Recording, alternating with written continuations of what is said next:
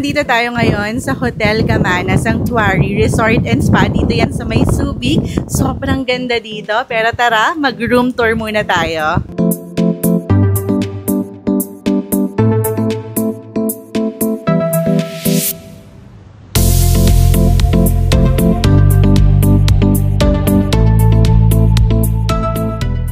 Tara, i-tour ko kayo dito sa room na binook ni Daddy, oh.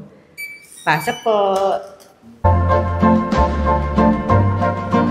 Pagpasok nyo pa lang, napakalaki ng wardrobe. Ang dami nyong pwedeng paglagyan. Then may bathrobe na rin, may laundry bag, may slippers na rin. Ayan pa, ang dami lalagyanan dito. May mga extra pillows. Yan, may safety box. Then dito may coffee nook, may mga freebies na rin dito, mga complimentary. Then dito sa ilalim, ayan, may mini ref. Nakakatuwa. At tignan nyo naman kung gaano rin kalawak nitong CR. Pwede kang tumambling dito. Malaki naman yung sink area. Then ito yung shower area.